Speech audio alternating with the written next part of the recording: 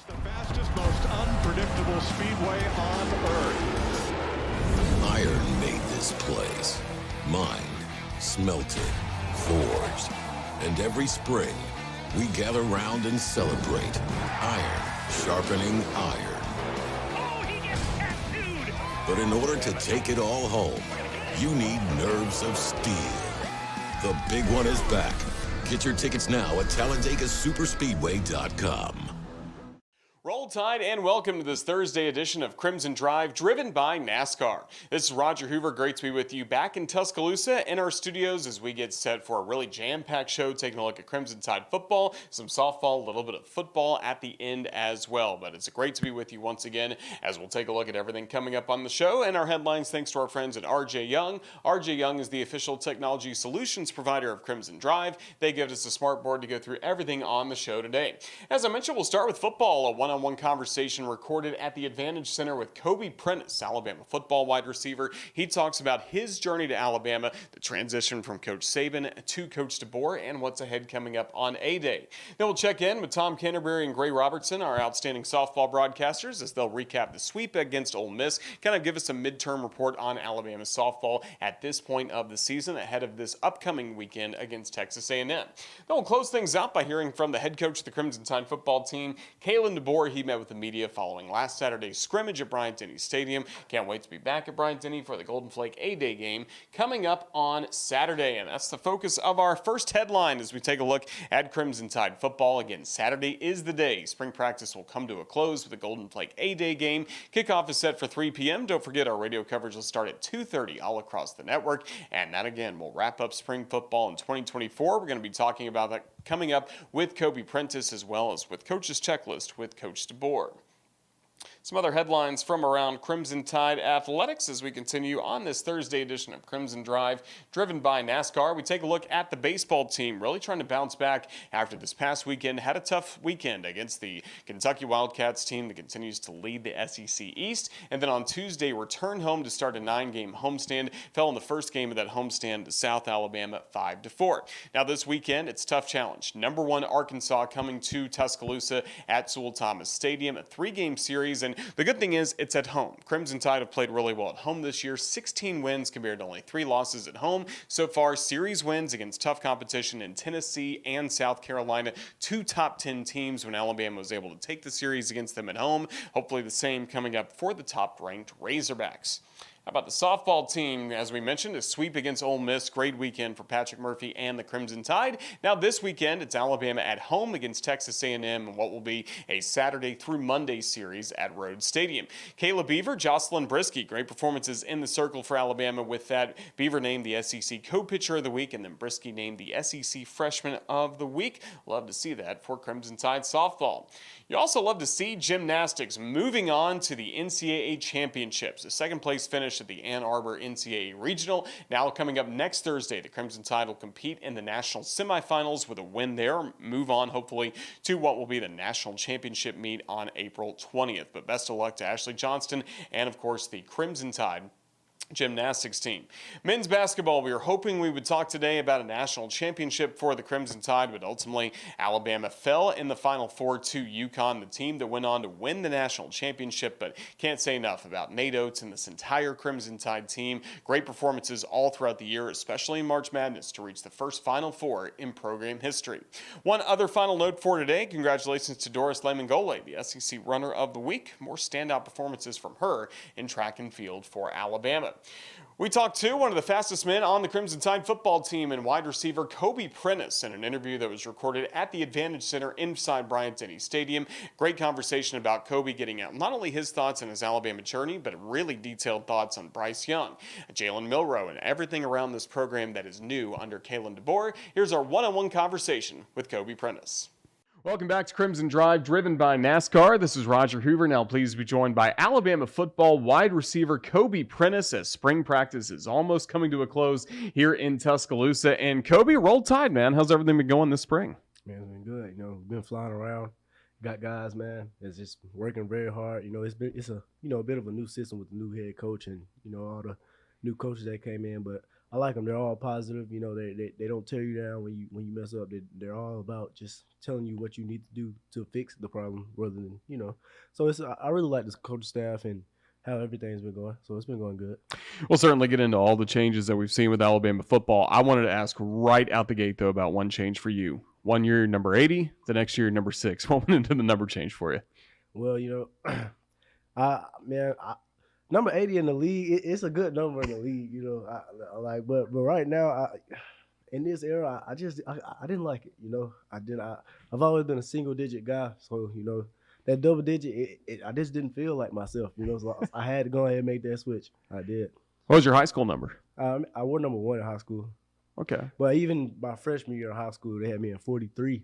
So I had to go and change that too. So it's just something about them, the double digit. I don't really like it. Certainly good.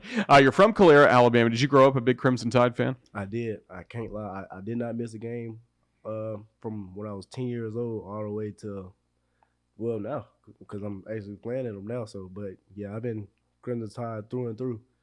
Man, speaking of, how we got Jalen Miller on now, he kind of remind me of Blake Sims. Remember how Blake Sims kind of Blake Sims used to take off. I feel like he was the first, kind of black quarterback to do it like that.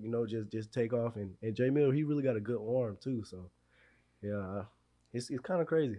It is. Really is. Do you remember your first game here at Bryant-Denny Stadium as a fan? I do. My first game was actually, I was on a visit.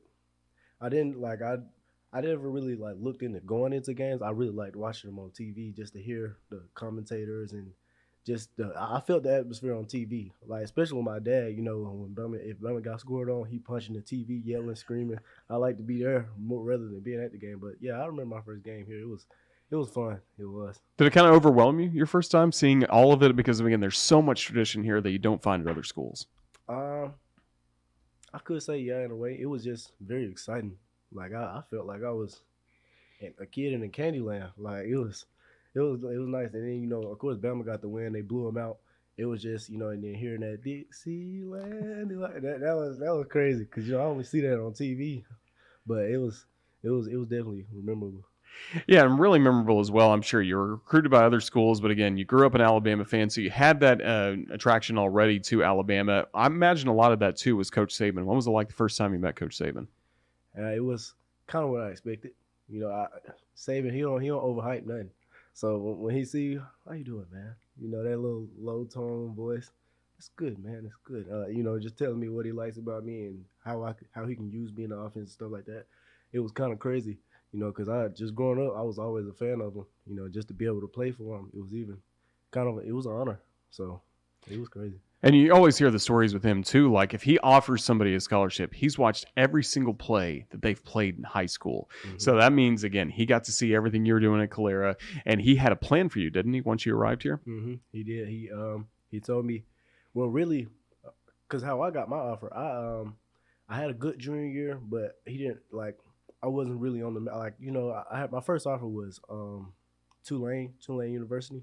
So, I came up here for a camp, and I ended up running a 4.35 at the camp, and then ended up just doing really well at the camp, and then I met with him. And at that time, he hadn't even watched my film, but I didn't know he offered me after that. Because, Saban, I feel like I've matured now, so I would have known that I got the offer now. But back then, he was kind of talking in his, Saban way, so I didn't know I had the offer until, after I left. But like you said, he does. He watches all our film, I thought that the way he talked, I thought that he was going to go watch my film and then decide to offer me. But, That's pretty cool. So, again, you have the decision to make. What was the deciding factor in order to come here to Alabama? Deciding factor? Mm-hmm. Man, I can't lie. It was just the offer. As soon as I got it, I had to jump on it. I did. But, hey, and why not? You coming to work, but I feel like you're going to work everywhere, because, in high school, I'm thinking every school that's at the Division I level, they got good players, so you're gonna work wherever you go. So why not go compete against the best? That's what I was thinking. That's really good. So you make the decision, you come to Alabama. What was that first summer like getting ready for a fall camp? First summer, getting ready for fall camp. Because I came in the summer. So before I got in, I was training with Mike McCoy. He used to play receiver here. He wore number 80, so he was first to do it at 80. So hey. That's why I liked 80 for real, because kind of representing for him. So, but anyways, Mike McCoy, that trainer right there, man, it's crazy. It is. It's intense. It gets you right though. It does, because he played here, so he kind of, I guess he kind of implements some of that training into his whatever he teaches. So it kind of had me ready as far as strength and conditioning when I came in. So when I came in, I was just ready to go. I can't say that I had the experience that the other guys had, but I know that if I mess up, whatever I do, I'm gonna do it full speed. I'm gonna do it to the best ability I can do it, and that was just the mindset coming in. And then your name really emerged as fall camp went along, getting ready for that Utah State game 2022. You earned a starting role. What do you feel like you did those weeks leading up to the season to earn that starting job? Like I just said, learning the playbook. It was like, because we had Bill O'Brien, so Bill O'Brien's probably one of the smartest coaches I ever played for. I mean, he's got a complex mind when it comes to that offense, especially Bryce Young too. Bryce, he had a talk with me after probably the first 2 weeks. He was just telling me, like, I'm different, like telling me that I can really take off this year if I just stay locked in and stuff like that. And I'm not going to sit here and act like I just learned the playbook that fast, but I knew coming in, whatever I do, if I mess up, I'm going to mess up full speed. And that's kind of what led me to getting on the field. And that had to be a great moment for you because, again, you grew up an Alabama fan. You get to wear that jersey number 80 inside Bryant-Denny Stadium and play and start right away as a true freshman. What did that mean to you and your family that first game? It meant a lot. My mom, she kind of told me coming in, she was like, if you just put your trust in God and let him handle the rest, and if you do all you know to do, then he'll handle it. And that's what he did. So it meant a lot to my family. It made a lot of them proud, because, my family, they're all Alabama fans. I can't say all. I got a couple uncles that's on that Auburn side. But we don't talk about that. Yeah, we don't talk about that. But, yeah, so for the most part, yeah, it was very happy. Well, you get to go through your freshman season with Bryce Young as quarterback. Just how good was he for fans that maybe don't understand everything that goes into offensive football? Just how good was Bryce Young? Man, Bryce was different. I can't lie. He was different. He was the type of quarterback, like, I guess this kind of what separates him too, because, yeah, he worked. Of course, good quarterbacks work harder than everyone, but it was just the mind he had. Like, it'll be practices where, I ain't even gonna say practices where pretty much every practice we was at, like, quarterbacks got check downs. Bryce Young, he ain't throwing no check down. He know he got that for the game, so he gonna practice going deep to us, or he gonna practice the throws that normally quarterbacks can't make. So when you see him make them in the game, it's like he practiced that. You're still like, wow, but he practiced that. Like, especially him scrambling around and just running around people and making plays. We saw that at practice. So I think that's what made him different. Like, he practiced the extraordinary plays. So, yeah. Yeah, because he was able to move the pocket, all over the place. Man, it was crazy. Like Madden. Yeah, exactly. And then I imagine his arm strength had to be, second to none with anybody you've been around, right? Oh, man. Man. I can't wait for them to – because, I feel like they're building around him up there in Carolina. I think this season did not define Bryce. We know Bryce. So just wait till they get the pieces around him. Bryce, he's going to be MVP, I feel like. Well, you got to see him go through some adversity as well. He gets hurt in that Arkansas game. Jalen finishes out the game really well, plays against Texas A&M, and then you're getting ready for a good Tennessee team. What'd you see out of Bryce those weeks where he's trying to work his way back from that injury? And then, yes, it was a tough game with the loss, but he played the game of his life against Tennessee that day. See, that's why I feel like he's different. Like, because when he got hurt, he wasn't sad. He wasn't negative. He was cheering on J Mill and trying to coach him up the way he knew how to coach, like just having J Mill more relaxed. And he was, same old Bryce. Just like when we're down in any game, the same Bryce you're gonna get when we up 40 is the same Bryce you're gonna get when we down 20. It's just that's what's crazy. Like, Bryce is like, all right, let's go out here and do it. Like, for real. That's what I like playing for him. I did. It was the mindset. Yeah, really good freshman season for you again with the Crimson Tide. Then you get ready for the sophomore season. You get to go through, first of all, in the winter, the fourth quarter program. Just tell our fans how tough that fourth quarter program is. Hey, that fourth quarter is second to none.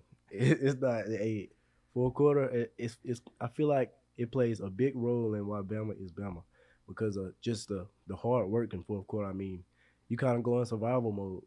You all those drills, all the sprints. You are so tired to where it's like, you ain't even talking to people like while you're doing it, because you're trying to get, and you're not only trying to get through it. You earn spots through that too. Just the coaches seeing that dog come at you.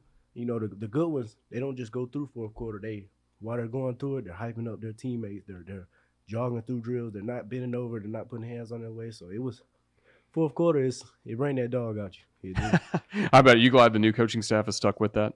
They have. Yeah, fourth quarter. It was definitely that this year too. So, man. That's really good. And again, as a sophomore, continuing to earn playing time, but this time it's with a new quarterback in Jalen Milroe. How'd you see him really take control of the offense as the season went along?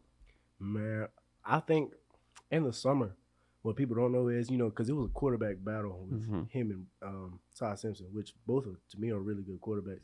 They play different, but I like both of them. But J. Mill, kind of his mindset came along like I think along the year, as the year went on, no matter how he played, he stayed positive.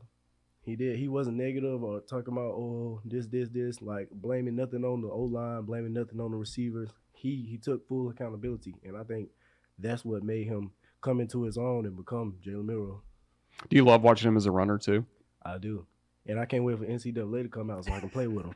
Now, speaking of that, are you in the game? I am. Okay, good. Yeah, we're going to be playing as you coming up all year, getting ready for the season. Glad to have that back. But, yeah, Jalen, another guy, just like Bryce, great arm strength. I think everyone saw that on 4th and 31, right? Mm-hmm. Yeah, that was a pass.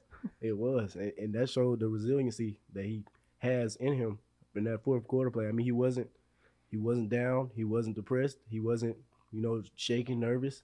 He showed up when we needed him to show up, and I think that's what great players do. It's not often that the Crimson Tide are underdogs going into a ball game, but it felt like against Georgia in that SEC championship game, everyone was just ready to crown Georgia once again as a national championship. What'd you like about the preparation the Crimson Tide went through that week, and then getting that win in Atlanta had to be one of your favorites?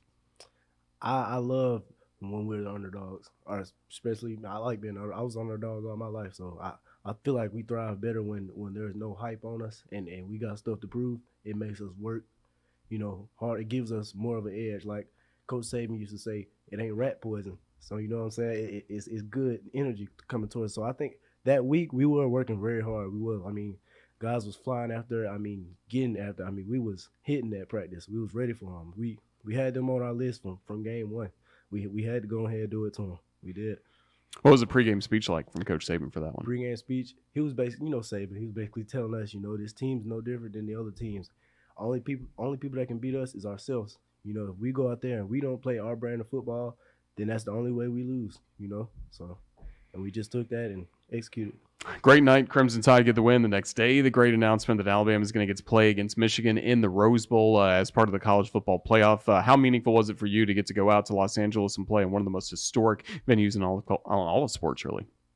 It was very memorable. My grandmother lives out there in Los Angeles, so I got to see her too. It was nice seeing her and stuff like that. It was beautiful out there. It was. The atmosphere was crazy. It was a lot of Michigan fans, a lot. And I expected that because, people from the South, what I'm saying, going all the way out there, that would have been wild. But, I mean, we had a good bit of fans too, but it was definitely memorable. It was a fun game to play in too. It went down to the wire, but we just got to finish. So that game's over. You come back to Tuscaloosa, and then the next week you're starting to get ready for that fourth quarter program, and you get called into a Wednesday afternoon meeting. What was your mindset going into that meeting where ultimately Coach Saban said he was retiring? I definitely didn't expect that. We expected, okay, you got fourth quarter in 2 weeks. We didn't finish, so going into fourth quarter, we know what we got to do to finish for next year. I thought that was going to be the speech, but when he said that was wild. When he said he was going to retire, but immediately I'm thinking in my head, man, I'm not going nowhere. It was, I'm honored to be able to play for you, but, it's roll time, man. It is. That's really good to hear. What did the team, how did the team react to the news once he said, was it just everyone quiet, everyone really surprised, and then I imagine there was a good ovation for him near the end? Yeah, it was, you could hear a pin drop in there. Everybody looked sick. I looked sick. It was wild. Man, it was definitely a moment to remember, if I must. When he said it, it was like, no way.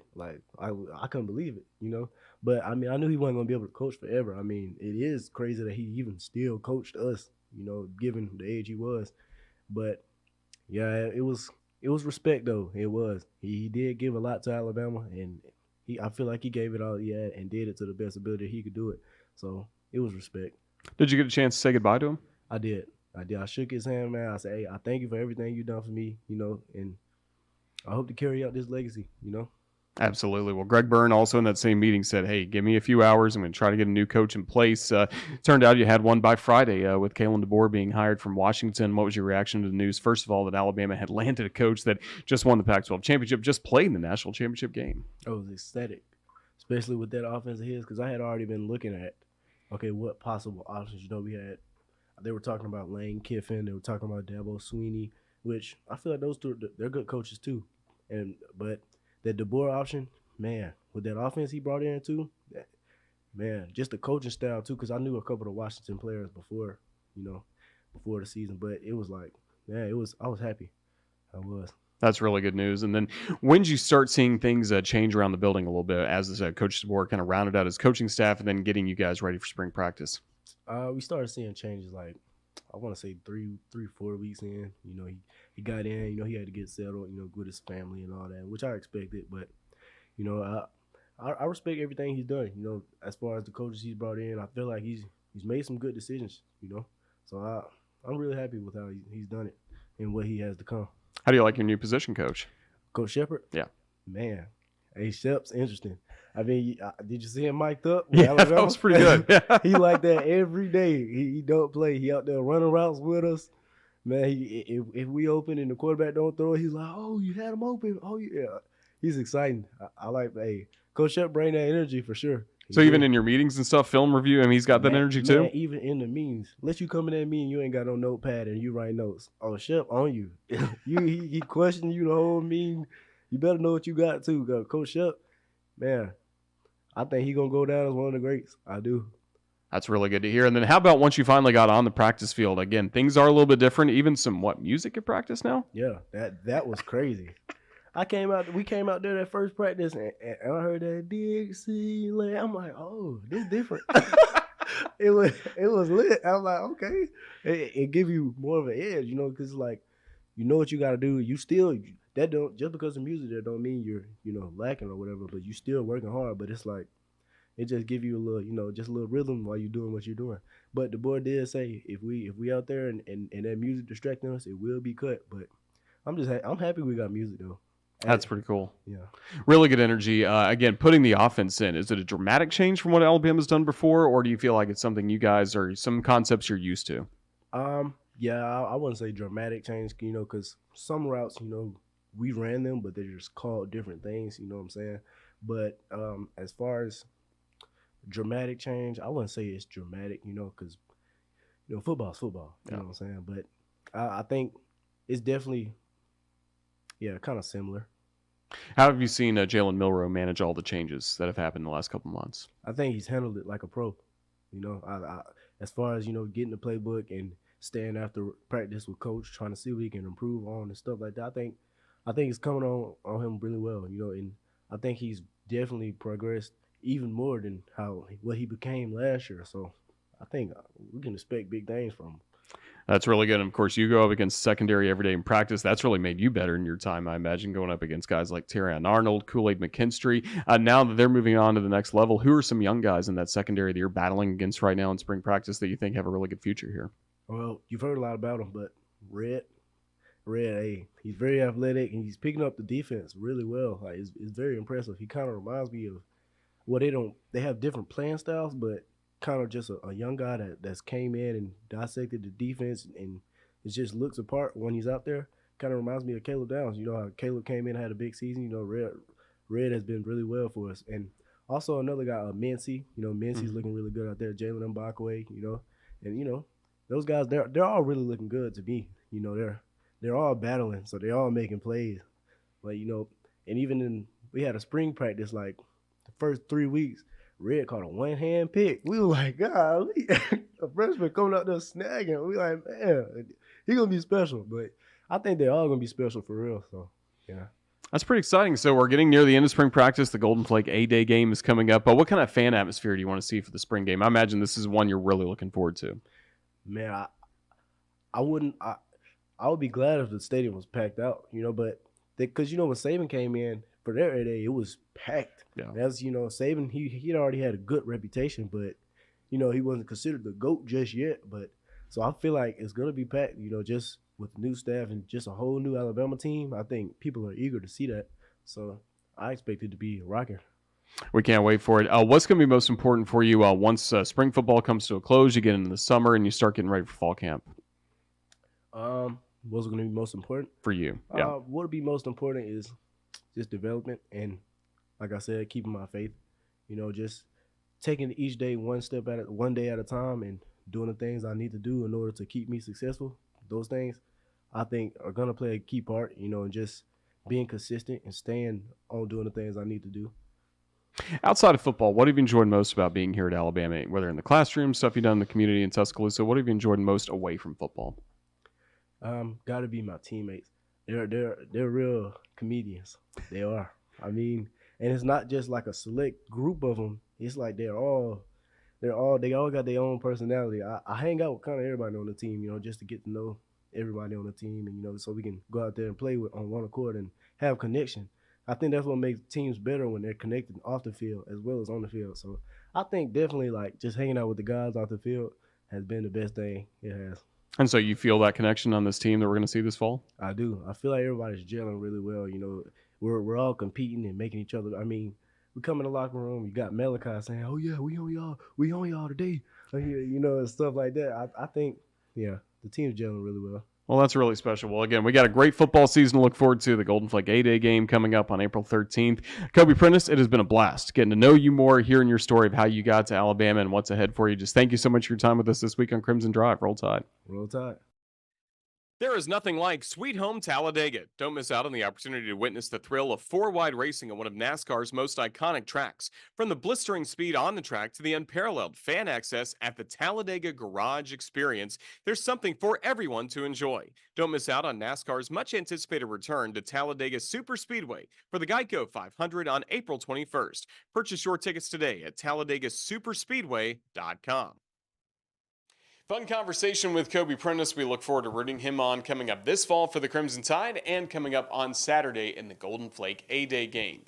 Taking a look at Crimson Tide softball, it was really great to see Alabama have a home sweep against Ole Miss. After the previous weekend, the Crimson Tide fell in 2 out of 3 games against the Kentucky Wildcats. But on the radio, you've been listening to Tom Canterbury and Gray Robertson, and sneak peek, they'll be also filling in for me coming up tomorrow on Crimson Tide baseball for the Arkansas game, as we'll have a booth cam presented by Country Financial coming up for that. But Tom and Gray were kind enough to spend some minutes with us, give us a midterm report on Crimson Tide softball as we're hitting a really critical stretch of this 2024 SEC softball schedule. Here's Tom Canterbury, Gray Robertson talking all things Alabama softball.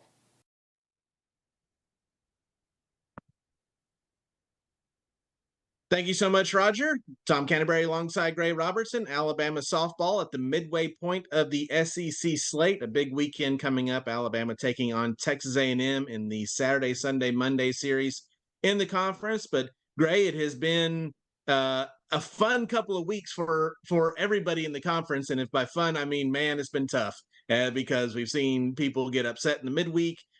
We've seen Alabama get the only sweep of the weekend last weekend in the conference. So things are kind of starting to take shape, though. Yeah, the conference is as deep as I think we've ever seen.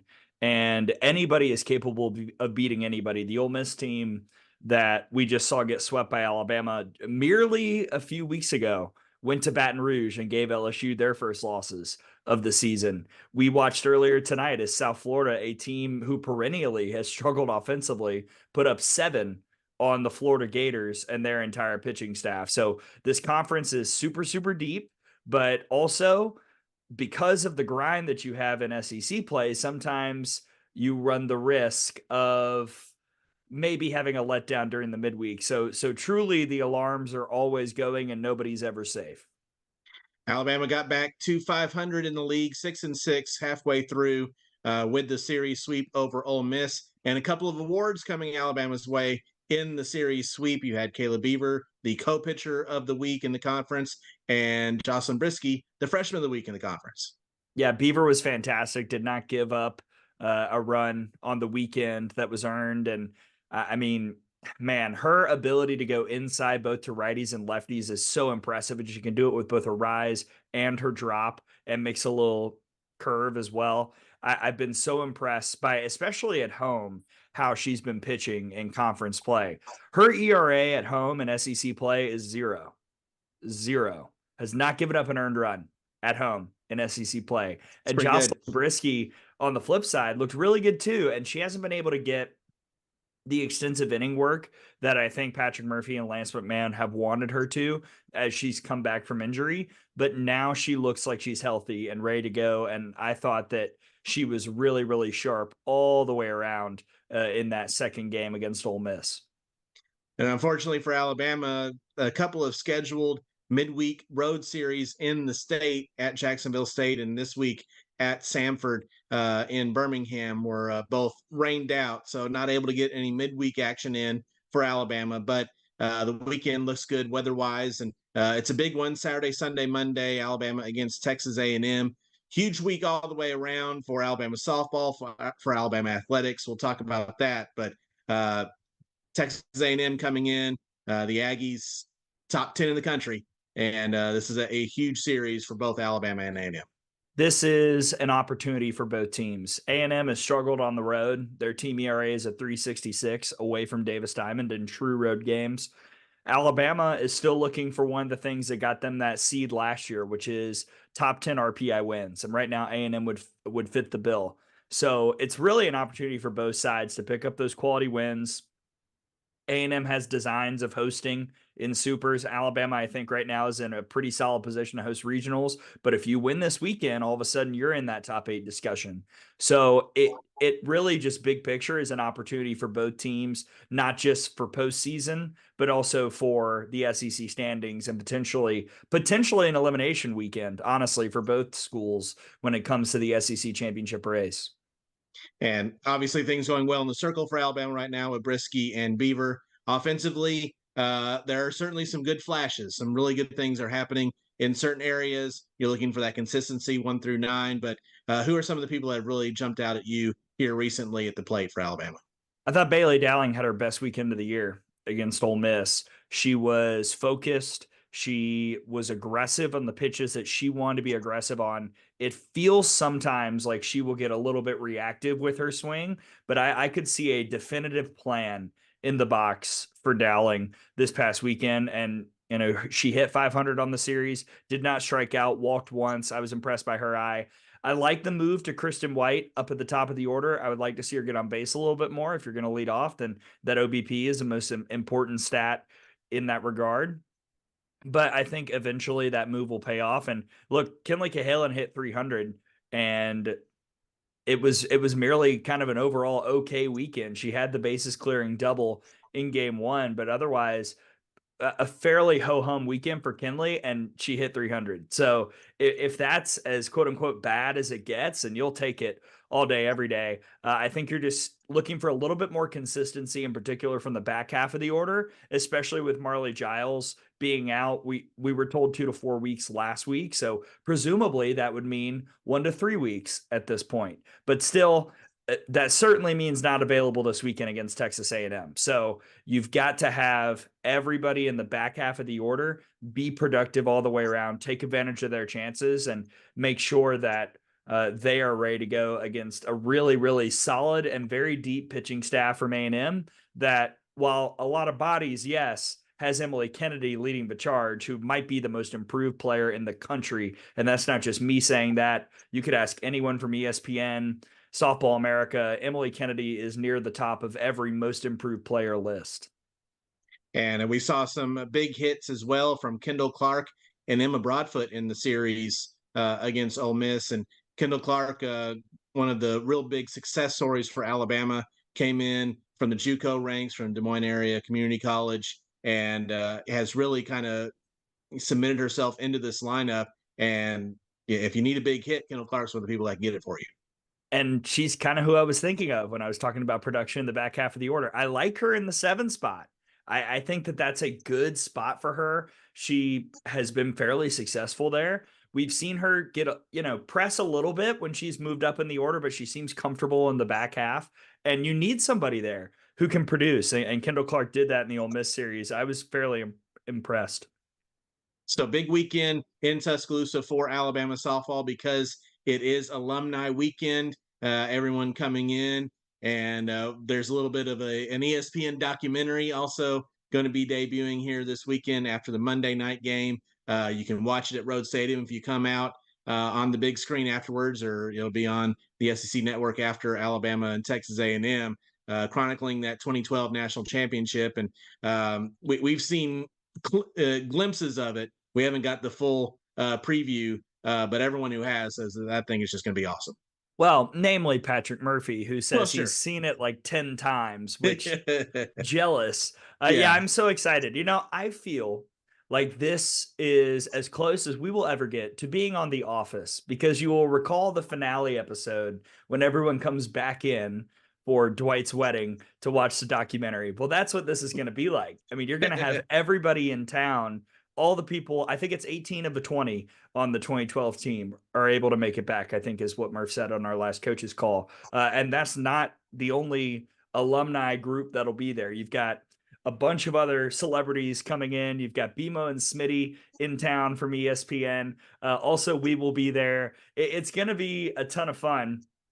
And I will give a little tease to the CTSN audience out there. We will be your red carpet reporters on Saturday night at the premiere, and we'll have a special episode of the Out of the Box Office podcast chronicling the before and after viewing party of the documentary. So check out that on your podcast feeds on Sunday. Yeah, so that is coming up. The red carpet premiere at the Bama Theater, invitation only. That's going to be on Saturday, and then the premiere proper will be on Monday. And also, it being A-Day on Saturday, that always brings a huge crowd that comes over to softball. Softball will be well before A-Day, so you'll be able to do both if you want to do both. So that's going to be a huge crowd to watch that first game. And the Saturday, Sunday, Monday series is always big, no matter who you're playing, but the fact that it's a top 10 matchup, basically. And if Alabama has sights, which I know they do, on getting back into the top 4 or 5 in the conference and setting themselves up for postseason play, it's a huge weekend to get some wins against a quality team like A&M.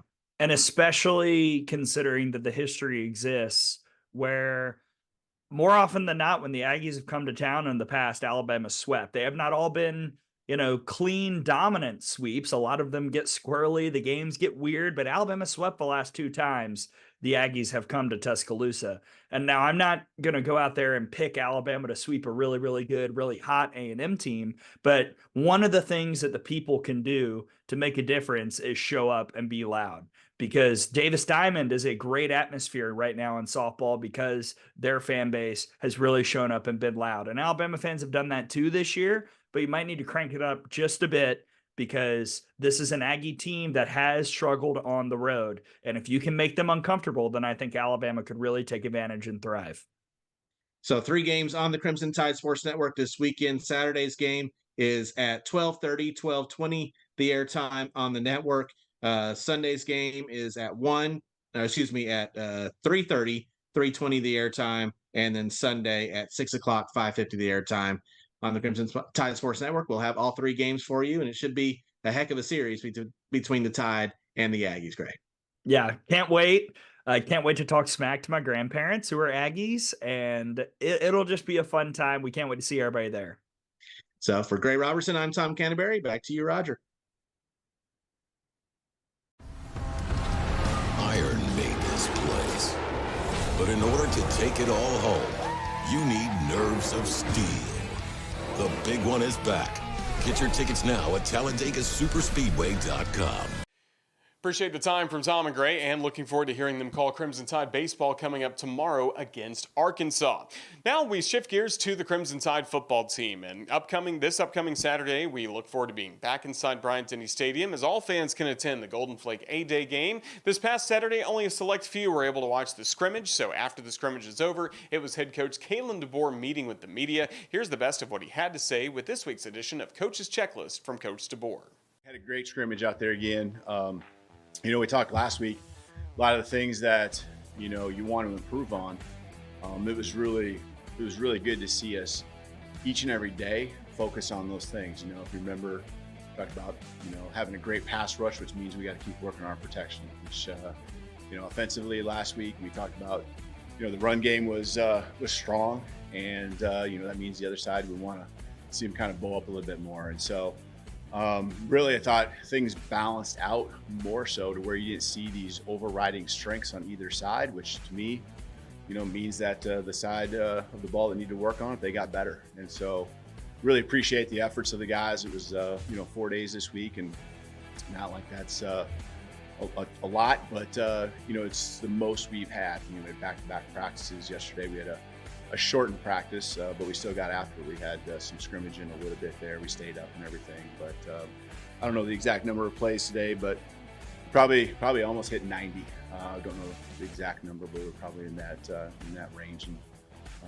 85 or so was what we wanted to get to, and some drives at the end that went a little bit longer, and it was all good. But guys are, I think they see how quickly it's going, and just wanting to continue to have that urgency each and every day to make the most of the opportunities. I know there's some of the comments out there by them, and they want to finish strong here. So we're in a good spot.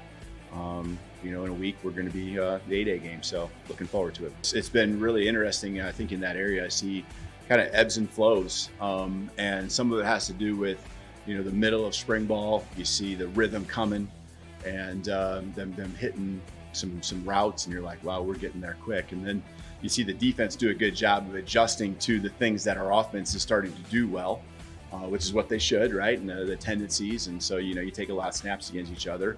So then all of a sudden you see it kind of fall off a little bit, and then the offense makes some adjustments and what you do in a game, and we don't have everything installed, and you work on what you scripted that day. And so it's been, I can't say there are these huge highs and lows, which I'm glad. There's a consistent, I think, just continuing to move forward at the end of each week, and I thought we took a step forward today from what I would have said Wednesday or Friday, and so that was really good to see. Yeah, with the punt return, kick return, we haven't done anything live. We're working on just the skills of catching. I don't really want to even get to a depth chart with that. We got a lot of guys back there, and we'll continue to assess. But we got some explosive guys back there that I feel good about. At the kicker position, it's kind of everyone's had their days.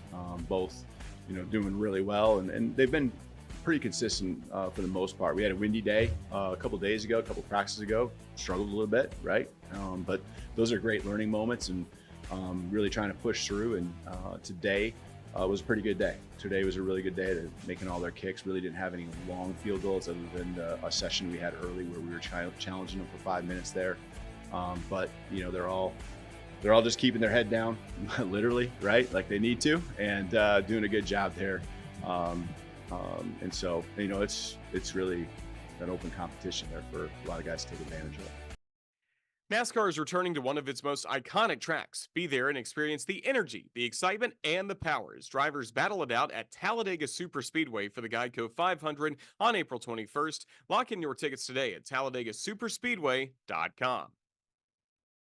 Fans, if you're looking to enhance your pregame A-Day experience, visit Champions Lane next to the Walk of Champions from 11 a.m. to 3 p.m. during A-Day this Saturday. Champions Lane is free and open to the public and will feature live music, plus a display of Alabama football trophies and awards presented by NASCAR and Everwood, plus autograph signings with current Alabama student-athletes, and former Alabama running back Trent Richardson will be along as well. We'll also have a NASCAR pace car, food trucks, and other interactive displays. You can visit championslane.com for more details.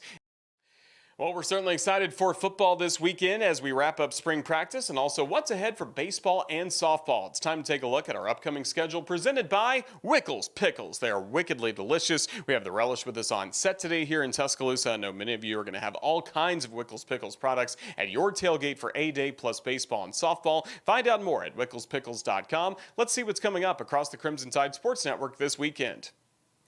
Well, later today, a new episode released of Tide TV This Week on RolledTide.com, the Alabama Athletics YouTube channel, and of course on our TV affiliates around the state. Then coming up tomorrow, baseball takes center stage. 6 p.m. first pitch against the Arkansas Razorbacks. Don't forget, Tom Canterbury and Gray Robertson will be along for us on the radio side with the booth cam presented by Country Financial. Booth cam coming up this weekend as well. On Saturday, we will be busy, not just with softball, but we'll have baseball. We'll also have the Golden Flake A-Day game coming up at 2:30 our radio coverage will start all across the network. Then on Sunday, it'll be Alabama baseball wrapping up its series, and then Texas A&M will be the opponent for the Crimson Tide softball team. Baseball will be at 1 o'clock, and then on Monday night, we'll have another edition of Hey Coach presented by Alpha Insurance at Baumhauer's Victory Grill. Then the softball team will wrap up its series at the same time, 6 o'clock against Texas A&M. So a busy time coming up. Certainly hope you can join us, and make sure you follow us along on all of our social media platforms for the latest on the Alabama Crimson Tide. It's going to wrap up this busy edition of Crimson Drive, driven by NASCAR. Huge thank you to our guest, Kobe Prentice, who joined us at the top of the show. Best of luck to him in the Golden Flake A-Day game on Saturday. Tom Canterbury, Gray Robertson, we appreciate their work from the Crimson Tide softball team, giving us a look at where softball stands at this point of the season, and we look forward to what's coming up in the next few weeks. Thanks to Ethan Carabin, our video producer, put this entire show together, and thanks to all of you for watching. This is Roger Hoover from the Crimson Tide Sports Network studios here in Tuscaloosa, wishing you all a very best and a great weekend ahead, as we're going to be very busy here in Tuscaloosa, but look forward to having you join us once again next Thursday for Crimson Drive, driven by NASCAR. Until then, have a great weekend. Roll Tide.